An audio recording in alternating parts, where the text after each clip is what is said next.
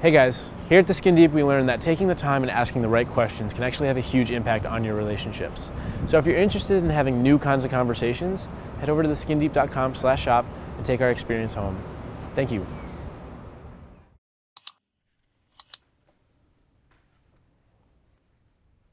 When do you feel people judge me, and why do you think they do? Judge you? Judge me. I think people don't even realize that you were incarcerated because the way you speak and the way you talk, and we've talked about this, how people, when you finally say, yeah, I spent 10 years at Gradeford Prison, people are always like, really? And now it's been amazing to me to see that people that actually have been incarcerated are speaking out and getting a voice. And so that's been really wonderful to see you as part of that movement, because you came out right when that was happening. Right. Like 4 or 5 years ago. Right. All of a sudden people started saying, hey, I was in jail. Yeah. I was in jail, and look at me now. If you could go back to the day you were released, what advice would you give yourself? Wow. Woo. Wow. Well, that was a pretty drama-filled day. But think about, like, you know, other than going to Dawan school, is there anything you would have done differently? Yes. There's a lot of things I probably could have done differently involving my children. You know what I mean? Like, you know, being reentering their lives. Yeah. You know, at a time like that. At the time was 12, was 9 at the time. That was something, and she was like 5 going on 6 that year. And I came back in their lives like full speed ahead, as if like I was here the whole time. I remember that. I was like insensitive to the reaction of actually having a real father around. It's something that you got to grow into. Yeah, I remember some of those incidents.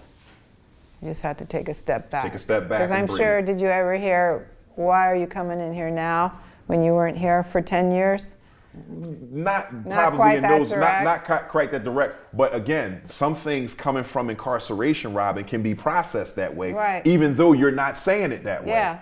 You gotta look, man. You haven't been here the whole time. Right. Just relax. You understand what I'm saying?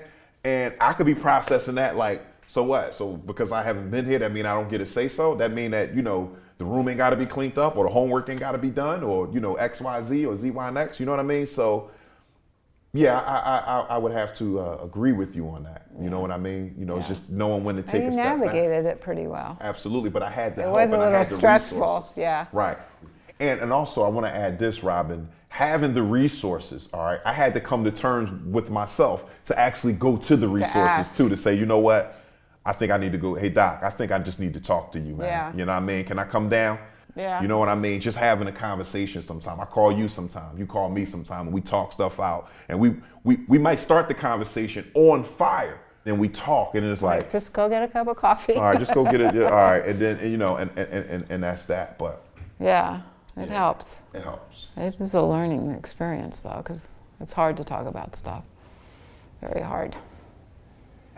So, what are the three proudest moments that you and I share together? If you had to choose 3 out of maybe 300 out of 3 million. Of proud moments. Well, generally, I'm just proud of everything you've accomplished. Since the day I saw you walking down the street in West Philly and said, how'd you get out? Because I was like shocked, because you didn't tell anyone you were getting out. And then I thought, I really like that guy, because he's got a lot of really good energy. And I'm like, I'm going to give him a shot at working with the guys in the program, which are young people on probation. And you were there. I just remember you with the clipboard and the guys checking off their names. Where are they at? They better be here, because being on time, doing your job, that's just what I needed, someone to teach the guys. And you just make me proud, just because you just do such a fantastic job. What do you feel has been your greatest achievement thus far, and why? Well, my greatest achievement is holding down a job for going on 4 years at the same place, you know, and been able to grow within the position. You know what I mean? That's almost one of my greatest achievements. Also, you know, building the relationship that I have, with my children and being missing for so long because, wow, man, Robyn, come to find out, each one of my children have an interesting story. And when you sit back and think about it now, if I was from the outside looking in, that's one of my greatest achievements. To be able to come home from prison, stay home from prison so far. Keep a job. Okay, keep a job and have a relationship with your children and your children's mother, like a co-parenting relationship. Nobody's arguing. People that haven't been incarcerated can't do that. Right, that's what I mean. Right, so that's pretty amazing. I don't know if I should count that as an achievement, but for me, getting it is one thing, but we got to work twice and 3 times as hard to keep what it is we have. Yeah. That's just the world we live in now. Next step is college for the kids. Absolutely. Yeah. Absolutely. Or some trade. Everyone doesn't have to go to college. Absolutely, to make a decent wage. Yeah. What is something that I don't realize about myself? Sometimes I think you don't realize how loud your voice is. I really don't. I was like, Dawan, you're really loud. No. But no, you're very self-aware, I think, overall. I think that you don't realize sometimes the impact that you have. And you could probably do more. I think that you have a lot of potential. I think sometimes you don't realize your own potential. What do you appreciate most about our relationship? What I appreciate the most, Robyn, about our friendship, our relationship is it went beyond just, all right, I'm giving you a job, you work for me, and you should be grateful that you have a job. I don't feel that way with you. You know what I mean? And it's really, because that can really take toll on a job. You know what I mean? It's one thing going to work like, all right, I just got to do what I got to do, get a paycheck. But being in a situation like that would tear somebody down and cause somebody to be like, you know what? I don't really think it's worth it. And I appreciate not feeling that way with you. Yeah.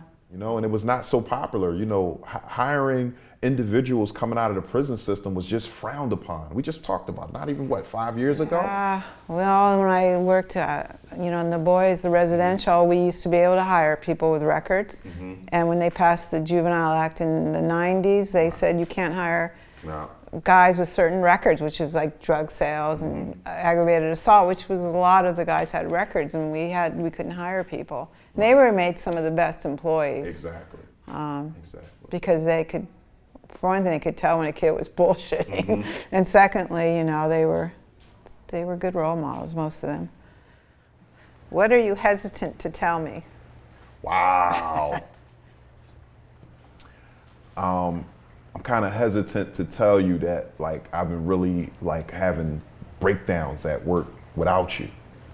You know what I mean? And the organization is noticing it. You know what I mean? And I feel like it kind of triggered a reaction. And some reactions, that we trigger, we don't have control over. You know what I mean? Yeah. Like an individual didn't intentionally mean to trigger a certain reaction, but it kind of reminded me of being in prison, you know what I mean? And finally, somebody that cares, somebody that has my best interests at heart, somebody that's been working, because I never felt like I worked for you. I always felt like I worked with you. And even when you introduce me a lot of the times, you're like, yeah, Dawan's my coworker, he works with me. You never say yeah, Dawan works for me, he does what I say. I never felt like that. I always felt equal. You were, I'm not gonna say my training wheels, my safety net, but you was my extra sense of confidence.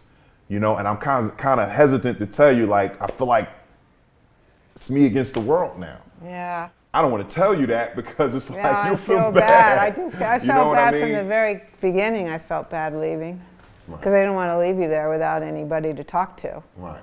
Yeah, it's hard for me too, not being there. Yeah.